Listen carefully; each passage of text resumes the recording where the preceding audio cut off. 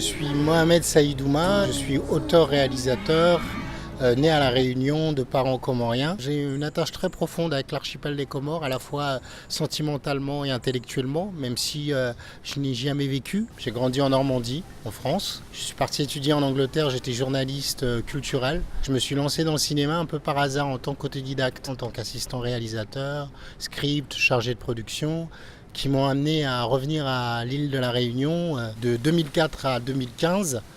J'ai travaillé pour un festival qui était au port, qui s'appelle le Festival international du film d'Afrique et des îles, où j'ai d'abord été chargé de la production, j'ai été à la programmation et ensuite à partir de 2011 jusqu'à 2015 j'ai été directeur artistique de ce festival, qui a été une très belle expérience à la fois humaine et à la fois professionnelle. Moi j'ai appris le cinéma en regardant des films, en côtoyant des cinéastes et l'expérience du court-métrage ça a été une très belle expérience puisque j'ai pu me confronter à la fiction. Ça a été une expérience globalement positive au niveau du tournage en lui-même. Par contre, au niveau de la production, ça a été très difficile. C'est un vrai parcours du combattant de réussir à monter un financement pour un court-métrage. J'avais envie d'avoir un budget confortable et d'avoir une équipe qui puisse être payée, donc ça a été une vraie bataille.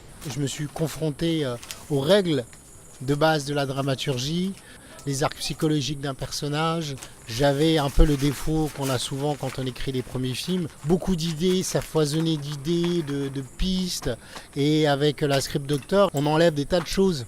On garde, j'allais dire, l'essentiel qui va faire évoluer une histoire. Je veux faire des films sur des choses qui me tiennent vraiment à cœur. Il y a 6-7 ans, une amie m'avait appelé et m'a dit de venir rencontrer un petit garçon qui s'appelait Nicolas, qui était en soins intensifs au CHD. C'était un garçon qu'on a évassané. Évassané, ça veut dire une évacuation sanitaire.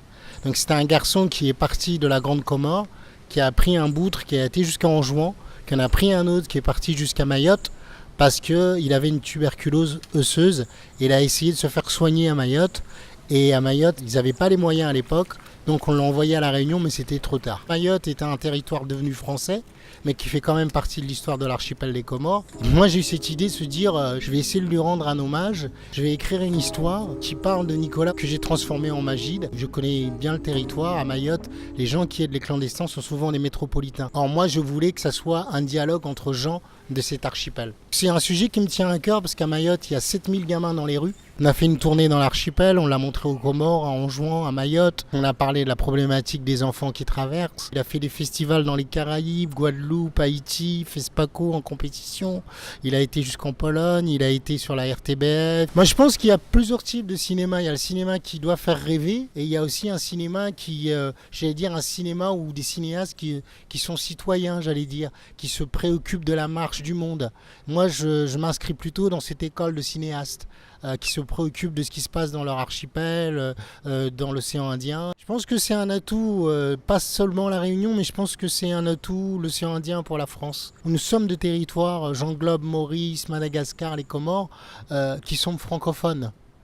Donc nous avons en commun la langue française. Et Kateb Yassine, le grand écrivain algérien, disait le français est peut-être pas ma langue, mais c'est mon arme. On a quelque chose à donner, on a quelque chose à montrer à la France, à l'Europe et au monde. De notre pluralité peut émerger des tas d'histoires qui peuvent avoir des échos partout dans le monde. Donc c'est un vrai atout parce que ça montre à la fois la diversité de la société française, mais pas forcément à partir de Paris ou de la banlieue parisienne, mais à partir de points qui ont subi des histoires difficiles. Et parce qu'on a subi des histoires difficiles, aujourd'hui on est capable de transformer ça en énergie positive. Je pense que c'est un vrai atout pour le cinéma français de s'ouvrir à sa diversité que les DOM, que l'histoire de la France a donné. Et c'est un atout qui, à mon avis, doit être pris très sérieusement si la France veut continuer à jouer un grand rôle dans le cinéma mondial. Talent à court, ça va pouvoir aider à démocratiser le cinéma, comme le mouvement qui est en train de se passer en France, où il y a beaucoup de jeunes où les parents étaient immigrés ou de troisième génération d'immigrés, qui arrivent au cinéma, qui n'ont pas fait la FEMIS, qui n'ont pas fait l'IDEC, qui n'ont pas fait, mais qui ont vraiment la rage de filmer, de raconter leurs histoires.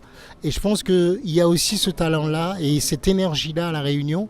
Et ça va être le défi, je pense, de Talent la Cour, de pouvoir donner les moyens à toute cette jeunesse réunionnaise de s'emparer des caméras, de s'emparer des stylos.